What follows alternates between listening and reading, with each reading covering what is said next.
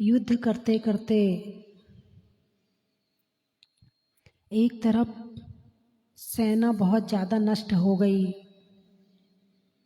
और दूसरे तरफ का राजा मर गया। कौन जीता? एक तरफ तो सेना का ज़्यादा लॉस हुआ है और एक तरफ राजा मरा। कौन से राज्य को विजय प्राप्त होगी?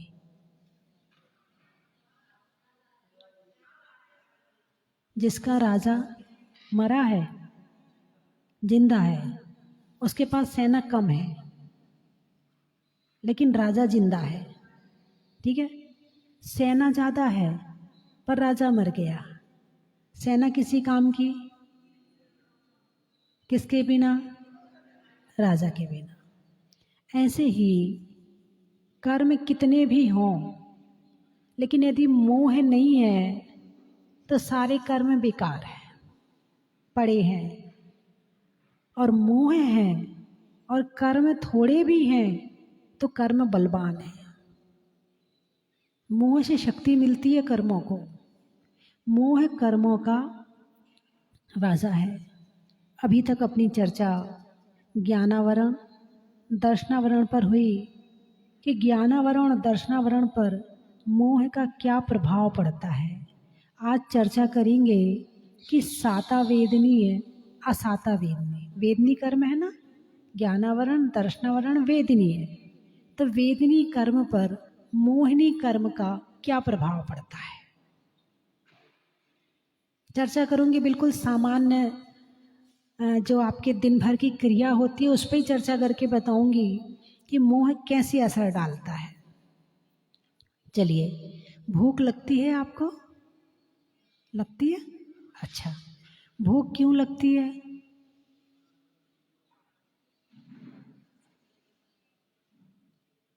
भूख क्यों लगती है? भूख लगती है असाता वेदनी कर्म के उदय में।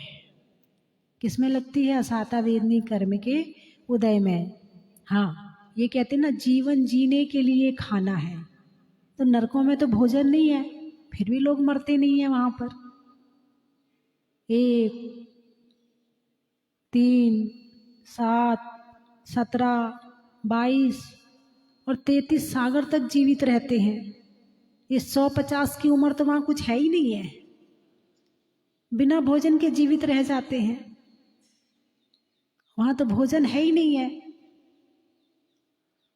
फिर भी औदारिक शरीर है, भोजन की जरूरत है।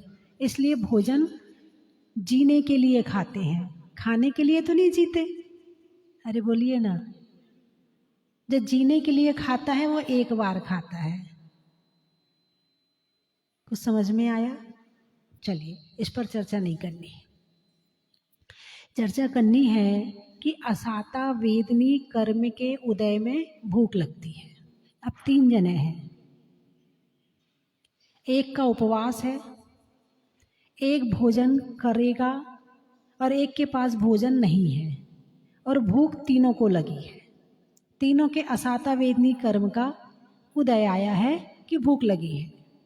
पेट का काम पेट करेगा, कर्म का काम कर्म करेगा, लेकिन मुझे क्या करना है? मुझे यानी आत्मा को, जिसकी आत्मा जागृत है वो क्या करता है वो बताऊंगी, और जिसकी नहीं है वो क्या करता है वो बताऊंगी। अब जिसने उपवास किया है उसकी आत्मा जागृत है, आज मेरा उपवास है, आज मुझे भोजन नहीं करना है। भूख उसके पेट में भी लग रही है। असाता वेदनी कर्म का उदय उसका भी आया है, लेकिन वो मंदिर में बैठे हैं। वो क्या कर रहे हैं? मंदिर में बैठे हैं, पूजा कर रहे हैं। आज उपवास है, खाने की कोई टेंशन नहीं है, इसलिए आराम से मंदिर में बैठ के आराम से लंबी पूजा कर रहे हैं। आज लंबी पूजा करना है, आज छोटे मोटे विधान भी कर लेने हैं, आज पूरी भक्ति करनी है, पूरी जाप करनी है, पूरा स्वाध्याय करना है। भूख पेट में लग रही है, लेकिन ध्यान कहाँ है? ध्यान कहाँ है? स्वाध्याय में, पूजा में, परमात्मा में, भक्ति में। भूख में ध्यान नहीं है। कर्म का उदय तो आया है, लेकिन ध्यान कहाँ है? धर्म में। आत्मा जागृत है, पुरुषार्थ जागृत है, उसने अपनी भूख पर विजय प्राप्त करी है। क्या करी? अपनी भूख पर विजय प्राप्त करी है। तो उसे भूख लगने के बाद भूख भी है, भोजन भी है, पर भाव नहीं है खाने के। क्या? भूख है, भोजन है, पर खाने के भाव नहीं है। भाव लगे हैं धर्म में, भावों में शांति है, परिणामों में क्रोध नहीं है, गुस्सा नहीं है, परिणामों में शांति है। भूख है, असाता वेदनी कर्म का उदय है, मगर पाप कर्मों की निर्जरा चल रही है। क्या चल रही है? पाप कर्मों की निर्जरा चल रही है, पाप का संवर चल रहा है, कर्म का उदय एक ये भी है। दूसरा, भूख लगी है, भोजन भी तैयार है, खाने के लिए जाके भी बैठ गए और मनपसंद भोजन मिल गया। जो तुम्हें पसंद है, आलू के पराठे, चेहरे पे देखो क्या मुस्कुराहट आई है। आलू का नाम सुनते ही सबके चेहरे खिल गए हैं। मन पसंद है, आलू के पराठे बने हैं, या अच्छा आपका त्याग है, या इडली डोसा बने हैं, या आपके अनुसार कचौड़ी पकौड़ी बनी, बारिश का मौसम है तो कचौड़ी पकौड़ी मिल गई आपको खाने के लिए, बढ़िया चटनी भी मिल गई उसके साथ में, आपको मन पसंद भोजन। आहा, मज़ा आ गया। आज तो भोजन देखते सबसे पहले मुंह से क्या बात निकलेगी? अरे बोलिए ना, आज तो मज़ा आ गया, आज तो मज़ा आ गया, आज तो मेरी मनपसंद का भोजन मिल गया। जहाँ 2 कचौड़ी की जगह थी, पेट में कितनी खा गए? 4 खा गए। 2 की जगह 4 खा गए। यानी भूख है, भोजन है, और साथ में मोह है। यहाँ क्या लग गया? मोह, राग लग गया।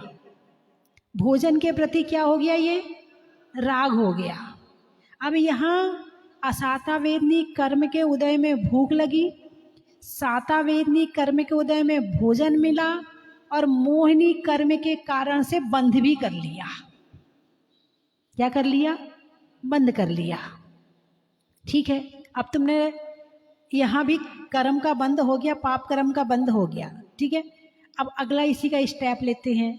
भूख है, भोजन है, मगर भोजन तुम्हारे पसंद का नहीं है, जो तुम्हें बिल्कुल अच्छा नहीं लगता है। आज भोजन में वो ही बना है। मान लो बच्चे हैं, बच्चों को आलू पसंद है, आलू नहीं बना, लौकी पसंद नहीं है, तोरई पसंद नहीं है, गिलकी पसंद नहीं है, और आज वो गिलकी तोरई बना के मम्मी ने रख दी। अब बच्चों को क्या आएगा? अरे बोलिए ना, क्या है मम्मी आप यही बना के रख देती हो, नहीं खाना मुझे खाना। जब देखो तब तोरई तोरई तोरई तोरई बना के रख देती, लौकी लौकी बना के रख देती हो। आपको पता है ना मुझे अच्छी नहीं लगती है। मम्मी को पता है कि इसके स्वास्थ्य के लिए लौकी तोरई अच्छी है, लेकिन बेटे को पता है कि मेरे स्वाद के लिए आलू पसंद है ना। स्वाद और स्वास्थ्य का झगड़ा है। माँ स्वास्थ्य देख रही है और बेटा स्वाद देख रहा है। अब वहाँ मोह कर्म भारी पड़ रहा है स्वाद में। किस में भारी पड़ रहा है? स्वाद में मोह कर्म मिला हुआ है। वो कह रहा है हमें तो आलू खाना है, आलू की सब्जी बनाओ तो खाऊंगा, और नहीं बनाओगी तो नहीं खाऊंगा, उसमें प्याज और जरूर डाल देना। माँ कहती बेटा देख अब सावन भादों का महीना है, कम से कम 2 महीने तो छोड़ दे, कम से कम 2 महीने तो आलू प्याज का त्याग कर दे, कम से कम 2 महीने तो रात्रि भोजन मत कर। देख बेटा कम से कम इतना धर्म तो कर ले, ज़्यादा नहीं कर पाते तो 2 महीने का तो कर ले बेटे। बेटा कहता नहीं मुझे तो आलू की सब्जी खानी है, मतलब खानी है। ये कौन बोल रहा है? ये आत्मा बोल रही है या मोह बोल रहा है? मोह बोल रहा है। सातावेदनी कर्म के उदय में इच्छानुसार सामग्री मिलती है। असातावेदनी कर्म के उदय में हम दुख महसूस, दुख मतलब सामग्री जो है वो दुख की। अब उसके लिए लौकी की सब्जी दुख की सामग्री है। क्या है? दुख की सामग्री है। अब यहाँ सोच बदलनी है। जिसने उपवास किया था उसने अपनी सोच बदली कि नहीं बदली? सोच बदलते ही पसंद नापसंद तो छोड़ो, भोजन ही छूट गया। राग और द्वेष तो छोड़ो, भोजन ही छूट गया। लोग कहते हैं ना क्या होता है उपवास करने से, कुछ लोग कहते हैं अरे फालतू है उपवास करना, भूखे रह के कुछ नहीं मिलता है। लेकिन भगवान महावीर केवल ज्ञानी थे, क्या उन्हें नहीं पता था उपवास में कुछ नहीं मिलता? यदि कुछ नहीं मिलता होता तो क्या वो तुमसे उपवास की प्रेरणा देते? क्या वो तप में, श्रावक के जीवन में जो 12 तप हैं वो भी बताए हैं? क्या है? देव पूजा, गुरु उपासना, स्वाध्याय, संयम, तप और दान। तपस्या आपके लिए जरूरी है। और सबसे पहले तप का नाम है अनशन, उपवास। जिसने उपवास की अवहेलना करी, जिसने उपवास के लिए विपरीत बात कही, जिसने उपवास को मान्यता से विपरीत मान लिया, उसका मिथ्यात्व का उदय चल रहा है, क्योंकि उसने भगवान महावीर की बात को विपरीत कर दिया है। सबसे पहला तप उपवास है। तप की शुरुआत कहाँ से करवाई है? अरे बोलिए ना, उपवास से। ध्यान सबसे लास्ट में है। तुमने ध्यान को पहले रख लिया और उपवास को छोड़ दिया। बोले नहीं, क्रम गलत है। तपस्या की शुरुआत कहाँ से है? उपवास से है। लेकिन ऐसा मत करना कि उपवास ही उपवास करते रहो, बाकी को छोड़ दो। हाँ, अटकना नहीं है, शुरुआत करनी है और उससे आगे बढ़ना है। ना पहले को छोड़कर आखिरी को पकड़ना है, ना आखिरी को पकड़ के पहले को छोड़ना है, सबको करना है। किसी की अवहेलना नहीं करनी है। तो उपवास क्यों करवाया जाता है? राग और द्वेष कम करने के लिए। उपवास क्यों करवाया जाता है? भोजन से मोह कम करने के लिए। मोह कम क्यों करवाया जाता है? कषायों को कम करने के लिए। जब कषाय कम होंगी तो मन शांत रहेगा, मन सहज रहेगा, मन सरल रहेगा, कर्म का बंध कम होगा। अब तुम्हें अच्छा मिला तो तुमने मोह कर लिया, बुरा मिला तो तुमने द्वेष कर लिया। राग और द्वेष दोनों मोह के बच्चे हैं। अच्छा मिलने पर राग किया, बुरा मिलने पर द्वेष किया, और उपवास करने पर दोनों से छूट गए। कम से कम सारी जिंदगी का नहीं छूटा, एक दिन का तो छूटा। संस्कार तो आए, अभ्यास तो हुआ, भोजन के बिना रहने का जीवन में अभ्यास तो किया आपने। इसीलिए उपवास सबसे ज्यादा जरूरी है। यदि शरीर में ताकत है तो जरूर करना चाहिए। आप तो 2 टाइम खाते हो ना, एक दिन भोजन करो, दोनों टाइम कर लो, अच्छे से कर लो, दूसरे दिन उपवास कर लो। अब ये तो पता कि कल अच्छे से मिल ही जाएगा, क्योंकि आप साधु तो है नहीं कि कल का भी नहीं पता है, अंतराय आ जाए बीच में, मिले ना मिले कोई जरूरी नहीं है। लेकिन आपका तो पता है ना कि आपको मिल जाएगा, फिर तो आप उपवास अच्छी तरह से कर ही सकते हो। अब तो मौसम भी आ गया उपवास एकासन करने का। अष्टमी कम से कम ज्यादा नहीं तो सावन भादों या 4 महीने की अष्टमी और चतुर्दशी का उपवास और एकासन तो करना ही चाहिए। ज्यादा ना कर पाओ तो कोई बात नहीं, मगर 4 महीने का तो आप लोग करते नहीं करते हैं? कौन कौन करता है 4 महीने एकासन या उपवास? उठाइए हाथ। अच्छा, 12 महीना करते हैं, वाह बहुत बढ़िया। जो लोग हाथ उठा रहे वो करते हैं, जो लोग नहीं उठा रहे वो नहीं करते, इसका मतलब। हाँ, जो लोग नहीं उठा रहे हैं, मेरी प्रेरणा है उनके लिए कि वो अष्टमी और चतुर्दशी ये 4 महीने, ज्यादा दिन का नहीं है ना, 2 अष्टमी 2 चतुर्दशी। आपके साधु दिन में कितनी बार खाते हैं? 1 बार। तो मैं कितने दिन में 1 बार खाने कह रही हूँ? 7 दिन में 1 बार। हो सकता है कि नहीं हो सकता है? हैं? कौन कौन कर सकता है 4 महीने की अष्टमी चतुर्दशी? अच्छे से हाथ उठाओ। इससे आपका स्वास्थ्य, धर्म, इससे सारी चीज ठीक हो जाएंगी। अच्छे से हाँ उठाओ उठाओ, 4 महीने की तो बात है, यूं निकल जाएंगे। डायबिटीज वाले भी शाम को थोड़ा सा कुछ ले लें, कोई दिक्कत नहीं है, और कर लें वो भी। कोशिश तो करो, एक आध हिम्मत तो करो। हाँ, हिम्मत तो करो। ज्यादा तबीयत खराब हो उसकी छूट रखो कि बाई चांस मेरी तबीयत खराब हो जाएगी तो उसकी छूट है, और बाकी का तो करना ही है। ऐसा विचार करके करो, पता नहीं पुण्य के उदय में ठीक हो जाए। क्योंकि उपवास एकासन करने से पाप कर्मों की निर्जरा होगी, पुण्य कर्म का बंद होगा और पुण्य में सारे काम होते हैं। तो उठाइए हाथ अच्छे से, मैं एक बार देख लूं सबको, ये कौन कौन 4 महीने एक आसन या उपवास, जो आपकी इच्छा हो, दोनों में से कुछ भी कर सकते हैं। अरे वाह, बच्चों ने भी हाथ उठा। चश्मे वाले भाई साहब हैं,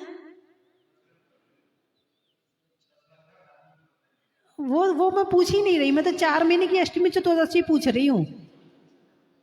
आप गुण ना बताओ, भगवान को गुण बताएंगे तो हम कुछ नहीं होगा, भगवान को अपने अवगुण बताओ, वो कम होने चाहिए, वो पूछ रही हूं मैं।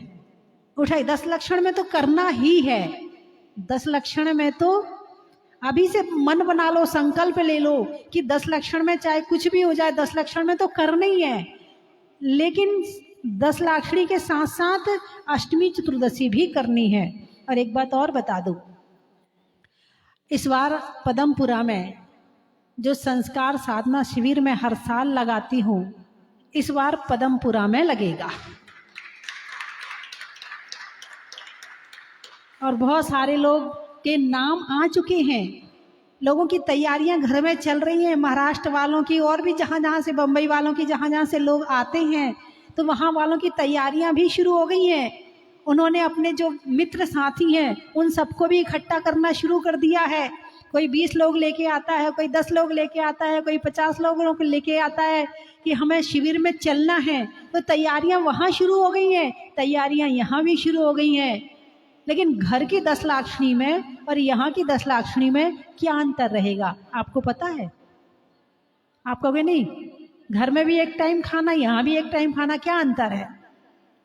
लेकिन वहाँ क्या रहता है, जल्दी पूजा कर लो, घर जाना है, क्या घर जाके खाना बनाना है, खुद खाना है, सबको खिलाना है, विकल्प रहेगा ना।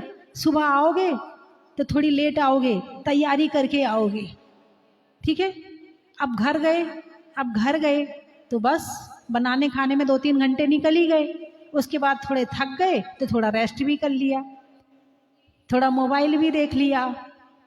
लेकिन यहाँ रहोगे तो सुबह भी खाने की टेंशन नहीं, शाम के भी खाने की टेंशन नहीं। यहाँ सुबह से शाम तक निर्विकल्प होकर के धर्म करोगे। सुबह आओगे, 5 बजे आओगे, ध्यान होगा, प्रतिक्रमण होगा, सामायिक होगी, फिर पूजा होगी, प्रवचन होंगे, उसके बाद फिर जाओ, थोड़ा देर पेट में अपना डाल के आ जाओ। आपकी भक्ति बहुत अच्छी है, जरा धीरे कर लो। तो उसके बाद फिर थोड़ी देर के बाद फिर बुला लिया आपको, दोपहर में फिर धर्म ही धर्म, प्रवचन, और उसमें कोई भी विशेष विषय इस बार लिया जाएगा और उस विशेष विषय को लेकर आपको उसका ज्ञान कराया जाएगा। फिर शाम को फिर जाओ, थोड़ा पानी मानी लेके आ जाओ, फिर शाम को आ जाओ, चलो प्रतिक्रमण करना है, प्रतिक्रमण किया। फिर उसके बाद में फिर शाम की सामायिक, शाम की भक्ति, शाम के प्रवचन, फिर जाओ आराम से सो जाओ। नो टेंशन, नो विकल्प, नो घर की चिंता, कुछ नहीं। सुबह से लेके शाम तक जो 10 दिन यहाँ रह जाता है ना, वो 11वें दिन ये कहता है अब जाने का मन नहीं कर रहा है। जितना निर्विकल्प होके धर्म हम यहाँ संस्कार साधना शिविर में 10 दिन में कर लेते हैं, ऐसा धर्म हम घर में नहीं कर पाते हैं। क्योंकि घर दिखता है तो विकल्प भी होता है, और जब घर दिखता ही नहीं है, जहां देह अपनी नहीं तहां न अपना कोई, घर संपत्ति सब प्रकट है पर है परिजन लोय। तो कम से कम 365 दिन में 10 दिन तो जीवन में ऐसे हों जो निर्विकल्प होके धर्म कर सके। नहीं तो दुकान, मकान, चाबी, घर गृहस्थी, नाती पोते, बच्चे, इनमें तो जी रहे हो। 10 दिन की जिंदगी ऐसे जियो कि कभी साधु बन के जीना पड़े तो ये ना लगे कि हम जी नहीं पाएंगे। 10 दिन की जिंदगी यहाँ जी कर देखो, क्या हम घर के बिना रह सकते हैं? क्या हम बच्चों के बिना रह सकते हैं? क्या हम दुकान मकान के बिना रह सकते हैं? 10 दिन यहाँ आप एक ट्रेनिंग लो उसकी। क्या है ये? ट्रेनिंग है। कभी भाव बन जाए तो ले लेना दीक्षा,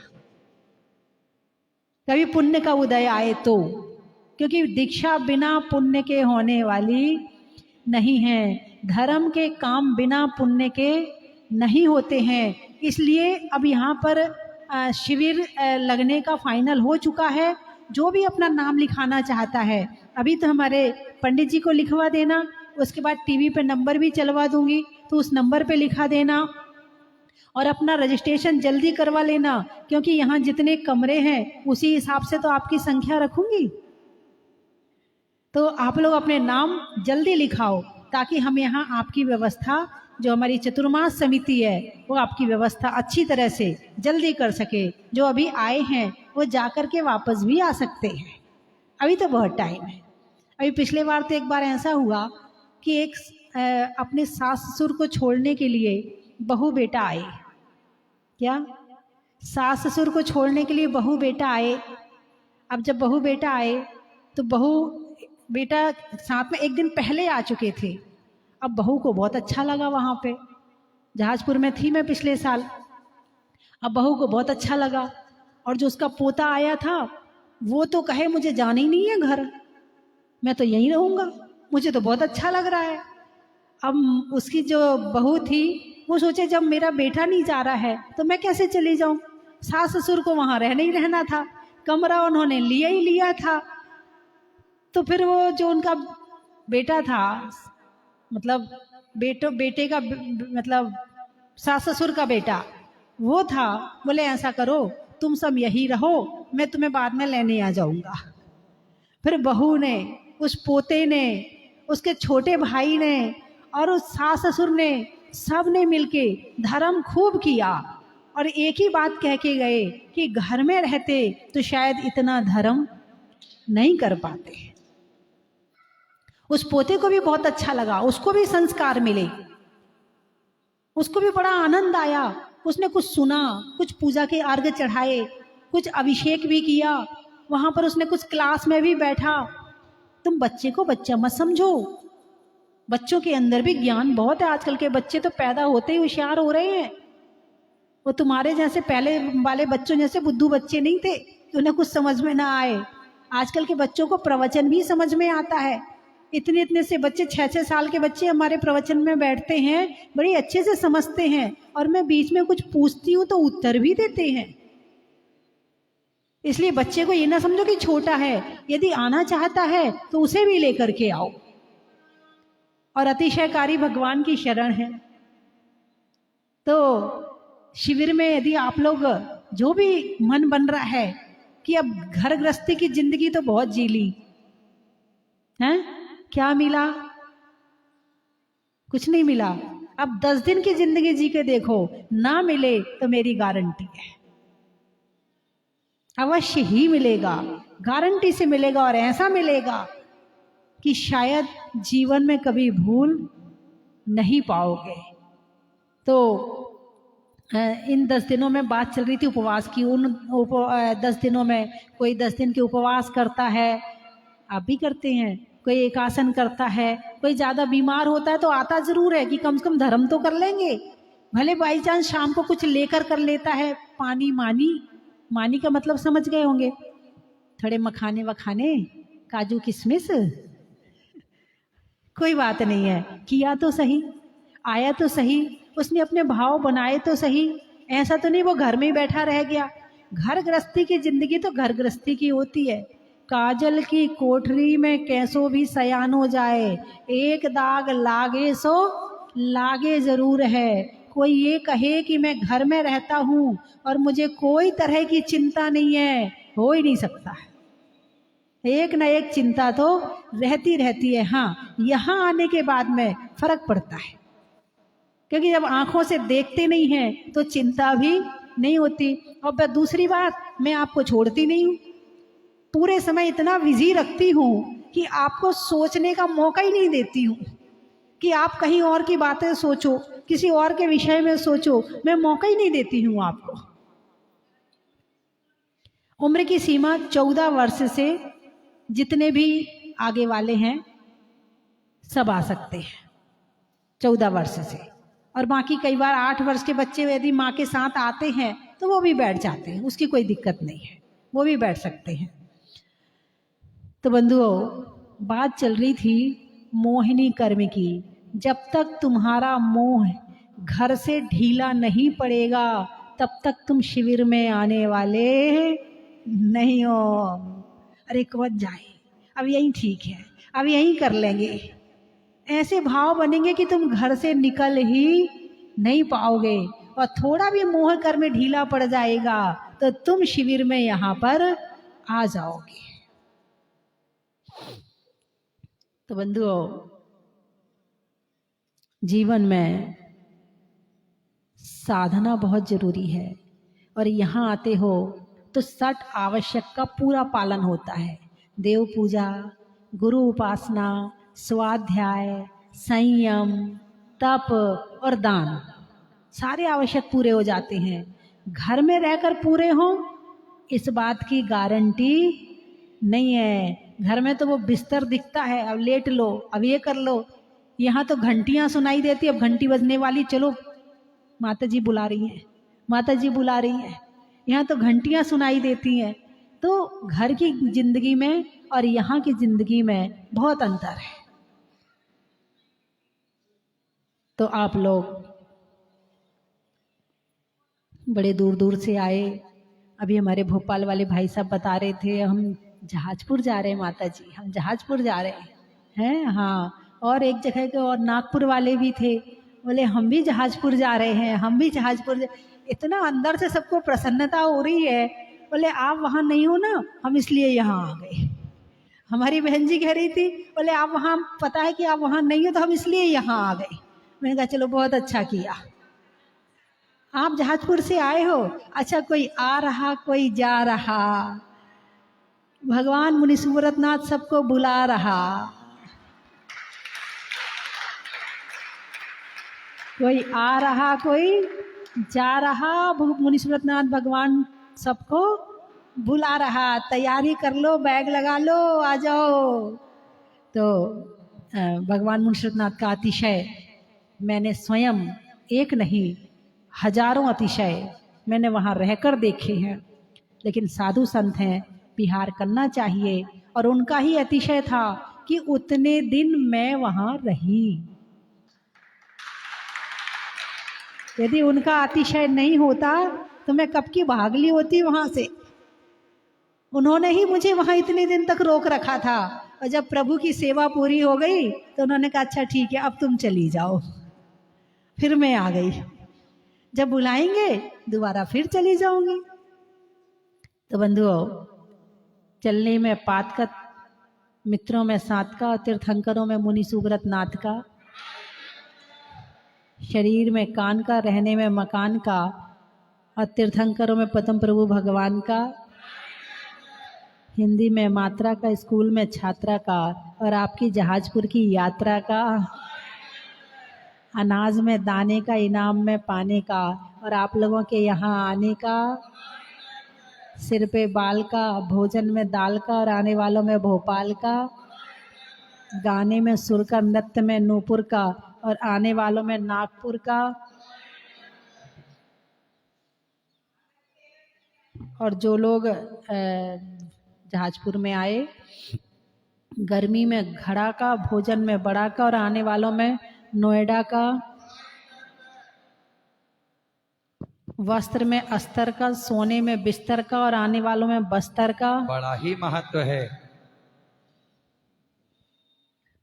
सर्प की बामी का, होने में नामी का, और आने वालों में कौशाम्बी का। बड़ा ही महत्व है।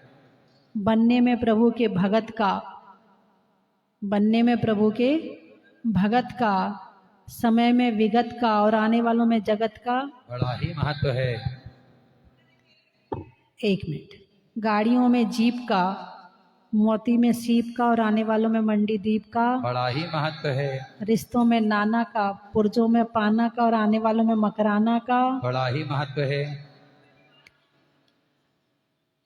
राजा के किला का, राज्य में जिला का और आने वालों में बीला का, बड़ा ही महत्व है। सुबह के बाद शाम का, सिर दर्द में बाम का और आने वालों में रतलाम का, बड़ा ही महत्व है। वृक्षों में बड़ का, नहीं करने में गड़बड़ का और आने वालों में प्रतापगढ़ का, बड़ा ही महत्व है।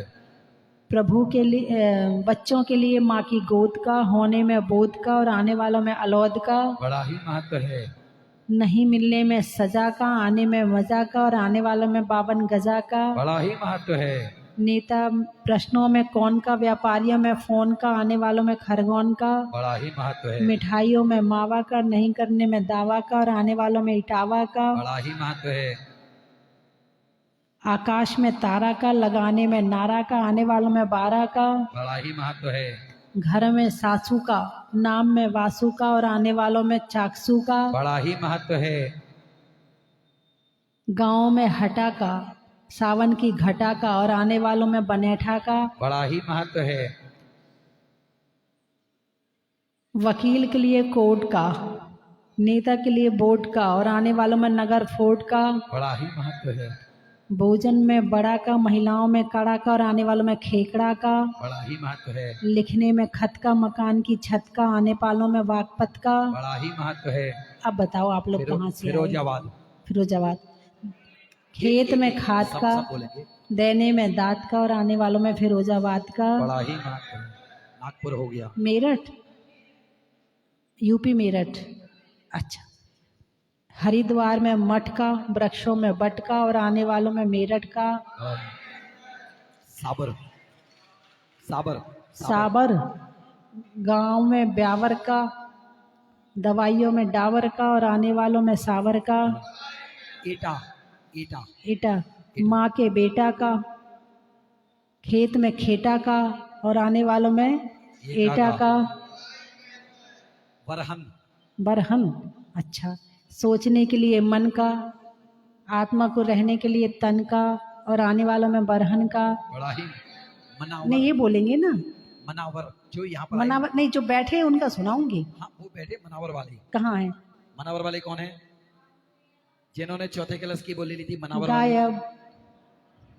वो चले गए शायद, लेकिन फिर भी बोल दीजिए, वो टीवी पे देख लेंगे। अच्छा। मनावर। हाँ हाँ। पक्षी में पर का, बारात में वर का और आने वालों में मनावर का। बड़ा ही। बोलिए आप लोग। नेता में बोट का, नेता में बोट का, सोने में खोट का और आने वालों में बड़ौत का। बड़ा ही। 12 सिवनी। 12 सिवनी। 12 सिवनी। रिश्तों में नानी का, पीने में पानी का और आने वालों में 12 सिवनी का। हो गए सारे? कोई बचा तो नहीं? खैरगढ़। खैरगढ़ ये बैठे। खैरगढ़, बुढ़ापे में बड़बड़ का, वृक्षों की जड़ का और आने वालों में खैरगढ़ का। बोलिए 24 भगवान की। पूज्य सभी बैठे रहे, 1 सेकंड बैठे रहे सभी। और पूज्य